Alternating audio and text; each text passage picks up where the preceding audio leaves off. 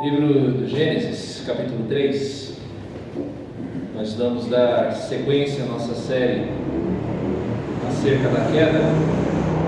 Gênesis, capítulo 3, versos 8 a 13 hoje. Gênesis 3, versos 8 a 13. Diz-nos assim a palavra do Senhor. Quando ouviram a voz do Senhor Deus, que andava no jardim pela viração do dia, esconderam-se da presença do Senhor Deus, o homem e sua mulher, por entre as árvores do jardim. E chamou o Senhor Deus ao homem e lhe perguntou: onde estás? Ele respondeu: ouvi a tua voz no jardim, e porque estava nu, tive medo e me escondi. Perguntou-lhe Deus: quem te fez saber que estavas nu? Comeste da árvore de que te ordenei que não comesses? Então disse o homem à mulher: que me deste por esposa. Ela me deu da árvore e eu comi. Disse o Senhor Deus à mulher: que é isso que fizeste?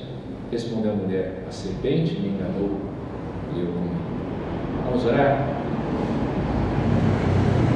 Pai, neste momento em que meditamos na Tua Palavra, vem abrir o nosso coração, de tal maneira que a Tua voz se faça ouvir. Pai, ajuda-nos. Ajuda-nos, Senhor, a compreender, ajuda-nos, Senhor, a aplicar ao nosso coração aquilo que aprendemos, no nome santo de Jesus Cristo. Amém. Nós, na semana passada, nós vimos a realidade do pecado. Nós vimos que Deus, Ele cria todas as coisas em perfeição, que Deus, Ele concede ao homem viver num lugar de paz, num lugar de bênção. Deus coloca o homem num lugar onde ele teria do bom e do melhor, onde ele viveria com harmonia com Deus, com o seu semelhante, consigo mesmo e com a natureza. No entanto, o homem, por sua livre vontade, por seu livre desejo, porque Deus deu a ele a possibilidade disso, o homem escolhe desobedecer ao Senhor. O homem escolhe a sua autonomia no lugar de permanecer debaixo do cuidado, debaixo da bondade de Deus. O que nós vemos a partir de agora é a reação a esse pecado. Na verdade, duas reações: a reação de Deus ao pecado e a reação do ser humano quando confrontado em relação a esse pecado. E é importante nós percebermos isso porque, a partir do exemplo desse texto, ao qual já lemos, nós podemos tirar uma lição importante para a nossa vida a respeito da maneira como Deus lida com os nossos pecados e da maneira como nós costumamos também lidar. Isso pode ser transformado pelo poder do Espírito Santo agindo através da palavra do Senhor. Reagindo ao pecado é o nosso tema de hoje, reagindo ao pecado. E eu quero primeiro olhar com você qual seja a reação de Deus ao pecado. Diz o texto aqui no verso 8 que Deus, Ele vem ao jardim na viração do dia, no final da tarde, quando o sol está entardecendo. Há duas coisas maravilhosas a se pensar aqui. Primeiro, essa é a primeira assim chamada teofania de Deus na Escritura. O que é uma teofania? É uma manifestação do Senhor que é sensível aos sentidos humanos, à visão, ao tato, à audição. É o primeiro momento em que Deus, Ele se manifesta de maneira visível ao homem. Você tem outras teofanias na Escritura. Você vê Deus falando por meio de um monte fumegante, de Deus falando por meio de um animal, ou de Deus falando na tormenta. Há diversas teofanias, principalmente no Antigo Testamento. No Novo Testamento também há, mas principalmente no Antigo Testamento. Na verdade, a maior de todas as teofanias é o Senhor Jesus Cristo. É Jesus, Deus feito homem, andando no meio de nós, imagem perfeita do Deus invisível. Teofania, a primeira teofania: Deus, Ele vem invisivelmente, Ele caminha no jardim. Nós cremos, reformados que somos, que esta é uma pré-encarnação de Cristo. Deus, sendo Espírito invisível, ele não pode ser visto pelo homem, mas aqui tudo indica que Deus é uma figura visível. Por isso nós acreditamos que aqui nós temos uma pré-encarnação de Cristo, uma aparição de Cristo antes da sua encarnação. Há outras ocorrências em que nós vemos isso. Em Gênesis 18, quando Deus fala a Abraão, nós temos uma imagem visível do Senhor. Nós temos o anjo do Senhor ali na luta de Jacó em Peniel. Nós temos também uma aparição, uma pretensa aparição de Cristo, uma pré-encarnação de Cristo no anúncio do nascimento de Sansão, ou seja, imagens ali, cenas em que nós acreditamos serem uma pré-encarnação de Cristo. E aqui provavelmente é o Senhor Jesus Cristo andando no jardim, vindo falar com Adão e Eva, já cientes do que havia acontecido. Um outro detalhe importante aqui é que ele vem na viração do dia. É aquele momento bonito do entardecer, aquele momento em que o sol está se pondo, um momento que deveria ser um momento agradável, um momento de graça, um momento de bênção, mas que infelizmente, por causa das circunstâncias, se revela um momento de condenação do ser humano. Infelizmente. Eu não sei se você já reparou, mas nós, muitas vezes, quando contemplamos o pôr do sol, nós ficamos melancólicos. Quem sabe? Essa é uma visão bem poética minha, a Bíblia não diz isso, mas é uma visão poética minha. Quem sabe não, essa melancolia não veio justamente do fato de nós sentirmos saudade de casa, de nós nos lembrarmos do tempo em que Deus ele vinha na viração do dia para conversar com o ser humano. E nós nos sentimos saudosos de casa, porque era assim, Deus vem até Adão. E isso é algo importante para entender como Deus ele lida com o pecado do homem.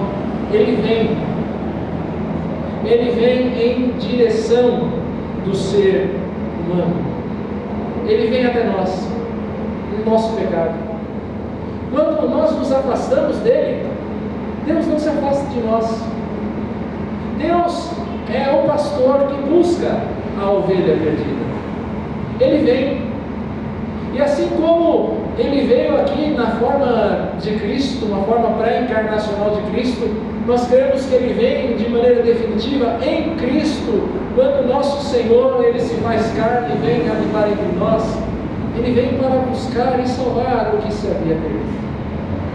Deus vem até nós por causa do nosso pecado. Deus vem até nós para nos buscar.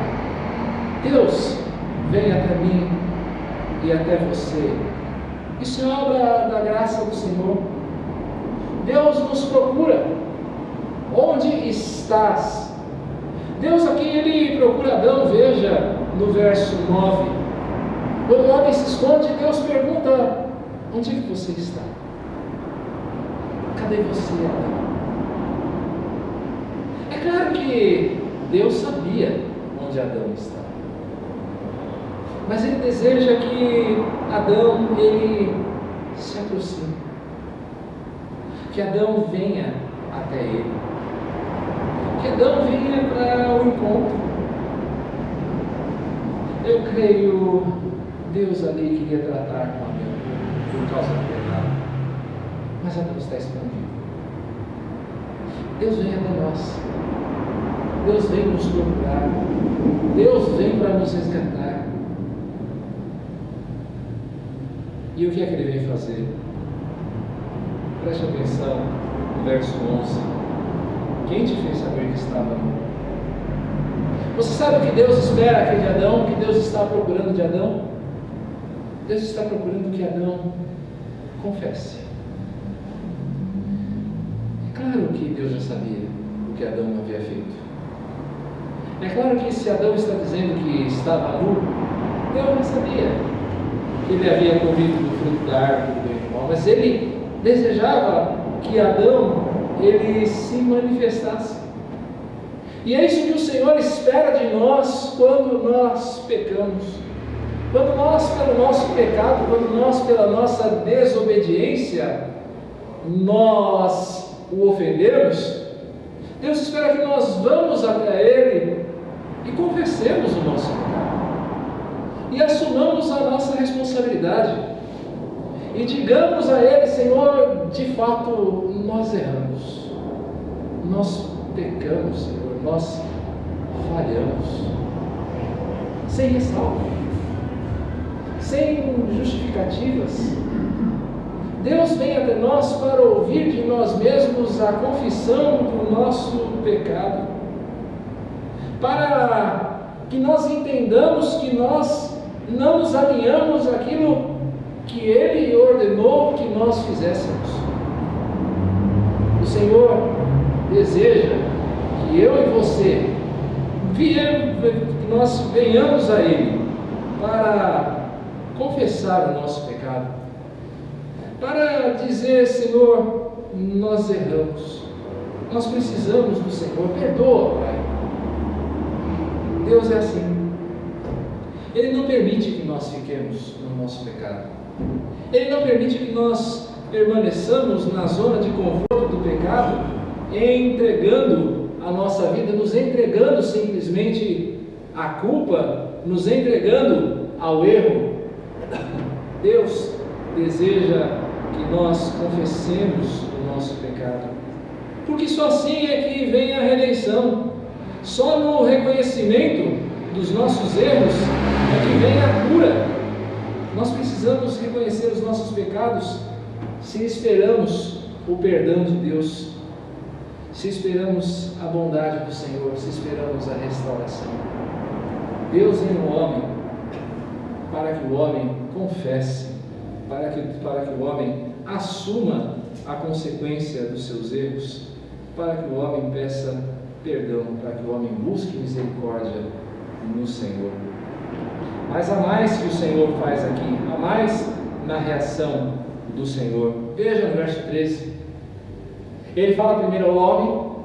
A resposta de Adão, nós vamos ver já, ela é absolutamente insatisfatória. E então Deus, ele se dirige à mulher, ele se dirige a Eva, e a pergunta do Senhor aqui a Eva é muito menos uma pergunta no sentido estrito do termo, e muito mais um lamento. É muito mais uma palavra no sentido de: Eva, você sabe o que você fez? Você tem a exata dimensão do seu erro? Você sabe o que é que vai vir depois disso, Eva? Você tem ideia do que você fez? Amados, o pecado, ele é como um vendaval destruidor. Ele é um terremoto. Onde quer que o pecado passe, ele deixa a terra arrasada. Por menor que seja o pecado, por menor que seja o erro, ele vai ter consequências terríveis. Nós não percebemos muitas vezes o poder destrutivo do pecado. Nós cometemos o pecado e nós não percebemos a gravidade dele. Como forma de nos disciplinar, de nos corrigir, Deus nos faz ver o poder do pecado. Algumas vezes, Deus nos faz ver o poder do pecado na sua palavra. Ele nos faz olhar para o pecado e entender que o pecado tem consequências. E então o Espírito Santo de Deus, ele trabalha no meu coração, no seu coração, nós observamos as consequências e nós nos restringimos de pecar. Mas algumas vezes Deus, ele vai nos mostrar o poder destrutivo do pecado na prática. Algumas vezes o Senhor vai permitir que nós experimentemos na nossa vida consequências do pecado. E aí então, nós experimentamos a destruição que o pecado causa na nossa família, na nossa vida espiritual. Esse poder destruidor. Eva, você tem consciência daquilo que você fez? Trazer à mente, meus irmãos, os efeitos do pecado não é a melhor vacina contra o pecado. É fato. Nós não devemos temer tanto as consequências do pecado quanto ofender o Deus que nos ama. O amor de Deus é a grande vacina contra o pecado. O fato de que você ama o Senhor, de que você quer glorificá-lo, essa é a melhor vacina que você pode ter contra o pecado. Mas, ainda assim, nós temos de admitir, o temor das consequências é uma vacina eficaz, principalmente quando nós lembramos que foi o nosso pecado que colocou o Senhor Jesus na cruz. Se você quer ter uma noção correta e exata da gravidade do pecado, olhe para a cruz. Por causa do seu pecado, daquele pecadinho que você acha sem importância, é que Jesus foi pregado na cruz. O pecado tem consequências graves, Eva. Você não sabe o que você fez? Deus é assim, Ele nos busca. Ele espera a nossa confissão, porque assim como o apóstolo João afirma, se nós confessarmos os nossos pecados, Ele é fiel e justo para nos perdoar. Deus nos faz ver a consequência do pecado. Se nós podemos resumir a ação de Deus contra o nosso pecado, nós a resumiríamos em apenas 2 palavras: amor e graça. Sabe como Deus reage ao nosso pecado? Com amor e com graça. Mas o nosso texto também mostra a reação do homem. Se Deus vem, se Deus busca diante do pecado, a nossa reação quanto ao pecado é muito diferente. Nós nos escondemos. Olhem as reações aqui de Adão e Eva. Eles se escondem. Primeiro, eles se escondem da presença de Deus. Eu chamo sua atenção para os versos 8 e 10 do nosso texto. Eles estão envergonhados. Eles estão envergonhados da sua nudez. Eles estão humilhados por estarem nus. Eles têm consciência de que isso, de alguma maneira, ofende a Deus. Eles estão amedrontados porque a voz do Senhor agora, a face de Deus, a presença de Deus é algo terrível. E é assim para com o homem pecador. Ele não suporta a face de Deus. A face de Deus é algo terrível, amedrontador para ele. De tal forma que quando o povo de Israel chega no deserto para receber as tábuas da lei, e eles veem aquele monte fumegando, eles dizem: Moisés, sobe você, nós não vamos nem nos aproximar. A face de Deus é algo terrível para quem está em pecado. Vergonha e medo, os dois sentimentos que acompanham a culpa.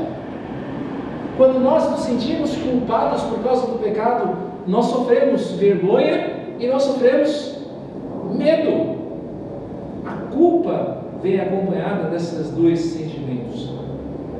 A tentativa aqui de Adão e Eva de se esconderem de Deus é uma tentativa tola.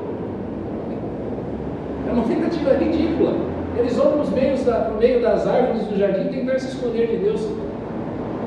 Eles estão lidando com aquele que é o Criador de todas as coisas, Senhor de tudo, onipresente, onisciente. Você acha que Deus não sabia onde eles estavam?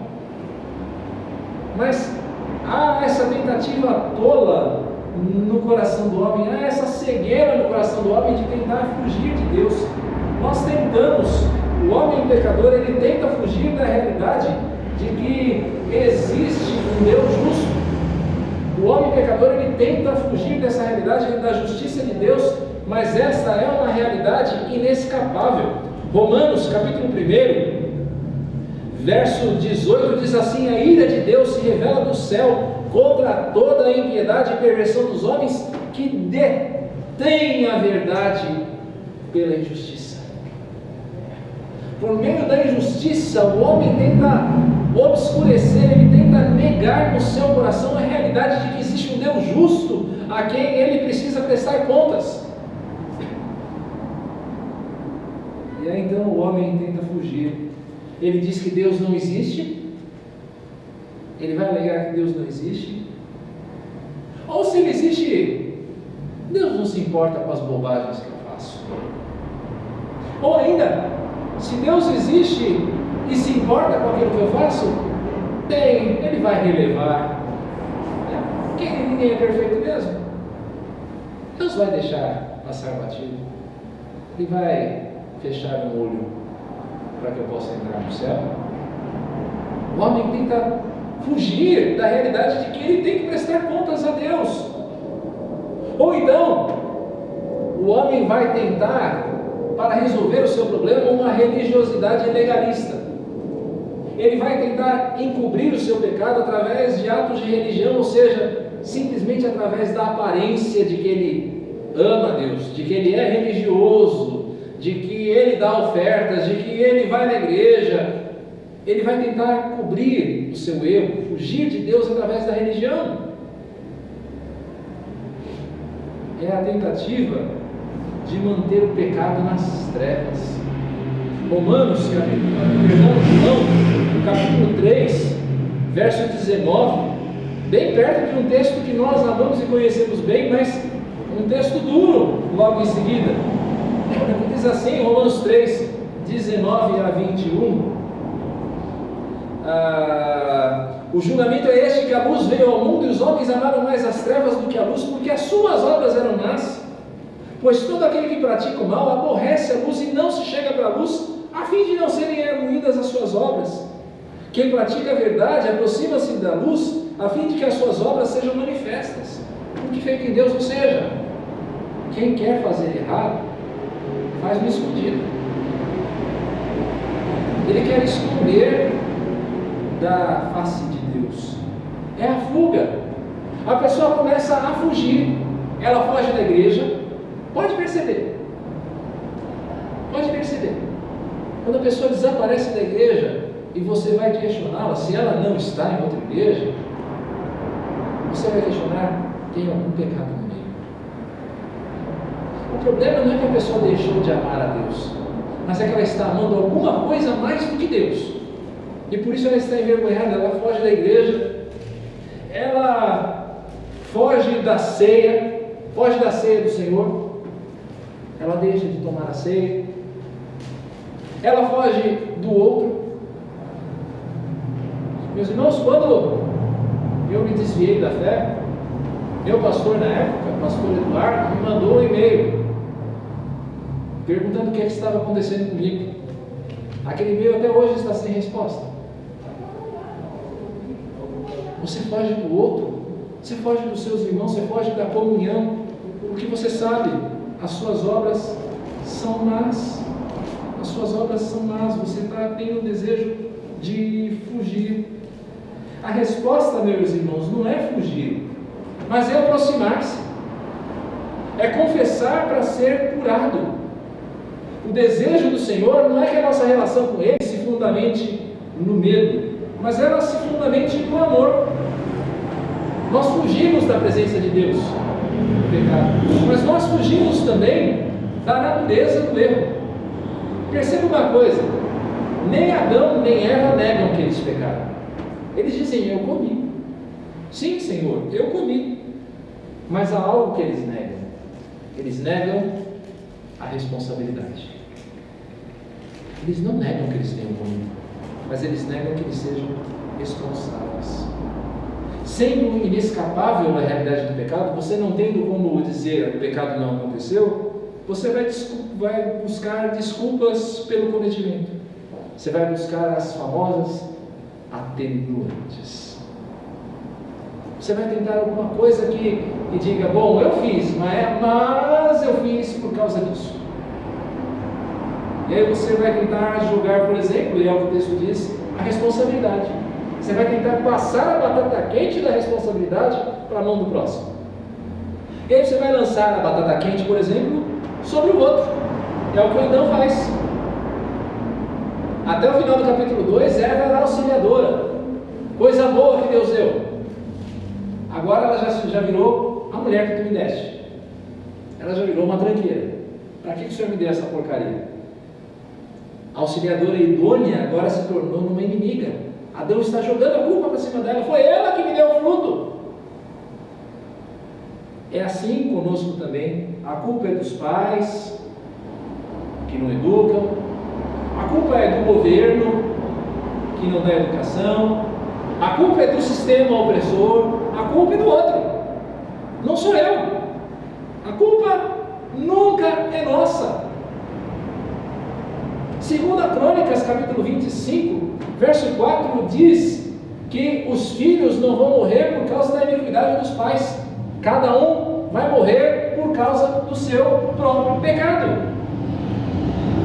Não adianta quando você chegar diante de Deus, tentar justificar o seu pecado dizendo: meus pais erraram.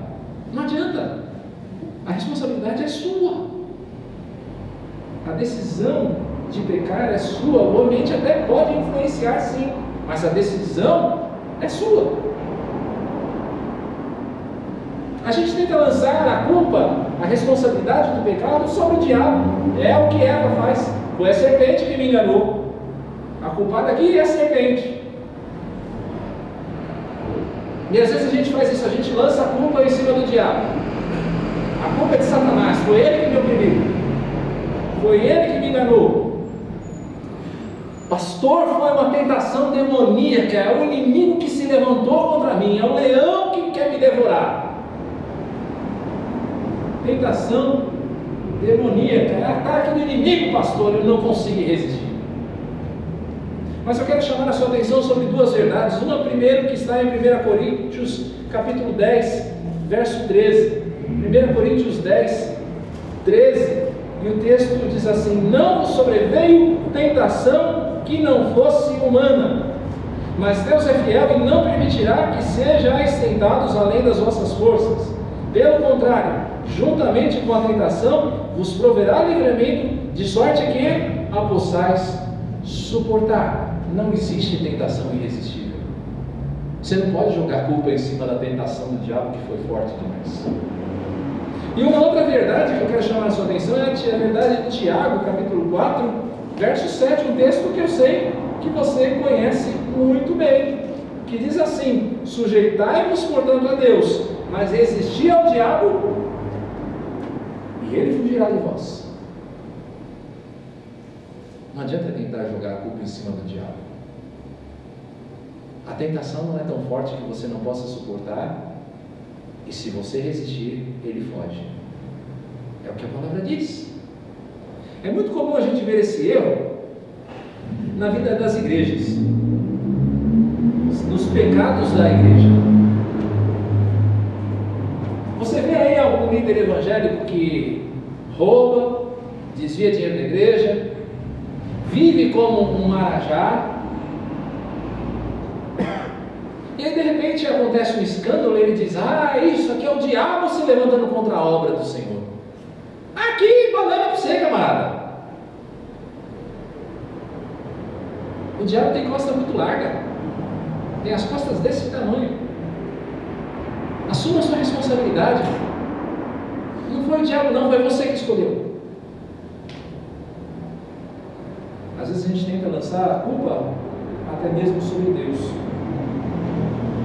Veja o que Adão disse: é a mulher que tu me deste. É como se ele estivesse dizendo: eu não pedi essa porcaria. Toma, leva de volta. Não quero isso aqui não. A culpa é sua, Deus. O Senhor me deu um produto com defeito. Não quero não. A mulher que tu me deste. Às vezes a gente lança a culpa do nosso pecado sobre o Senhor. Isso acontece quando você diz, por exemplo: eu não tenho aquilo que eu preciso, então eu vou fazer do meu jeito. Deus não me dá o que eu preciso, então eu vou buscar a minha forma, eu vou resolver do meu jeito. Ou então, quando você diz: é o Senhor que permitiu. Sabe aquela mulher bonita que está ali? Eu casado, mulher bonita ali, está dando bola para mim, é Deus que mandou. Opa, Deus permitiu. Ou ainda, eu não tinha saída, eu menti porque meu chefe mandou. Eu não tinha saída, não tinha jeito. Deus não me deu outra alternativa. Eu orei ao Senhor, Ele não me deu alternativa, e não. Nós tentamos lançar a culpa nas costas de Deus. Tiago capítulo 1, verso 13 diz: ninguém ao ser tentado diga: sou tentado por Deus, porque Deus não pode ser tentado pelo mal, e Ele mesmo a ninguém tenta. Não joga a culpa da tentação em cima do Senhor. O que eu quero dizer a você é que você precisa admitir: a culpa é sua. Quando você peca, a culpa é sua. Por mais que as circunstâncias favoreçam. A opção de pecar é sua. Nós temos então aqui duas reações. A reação de Deus, nesse texto, que vem para buscar, que vem para salvar, que vem para resgatar. E nós temos a reação do homem, que se esconde, que lança o pecado em cima das costas do outro. E eu quero encerrar aqui com um raciocínio imaginativo. E aqui é pura imaginação minha. Quando eu leio esse texto, eu me pergunto o que teria acontecido se Adão, no momento em que Deus disse: Adão, onde você está? Se Adão tivesse saído da moita, está assim: Senhor, eu estou aqui. E Deus dissesse para Adão: Adão, o que você fez? E Adão dissesse: Senhor, eu pisei na bola, me perdoa. Eu imagino o que teria acontecido. O que teria acontecido se Adão, naquele momento, tivesse pedido perdão a Deus? Eu só posso imaginar. Mas, quando eu olho, por exemplo, no Salmo 32, verso 5, ele diz assim: confessei-te o meu pecado e a minha iniquidade não mais ocultei. Disse: confessarei ao Senhor as minhas transgressões, e tu perdoaste a iniquidade do meu pecado. Eu desconfio que se Adão tivesse pedido perdão naquele momento, a história seria bem diferente.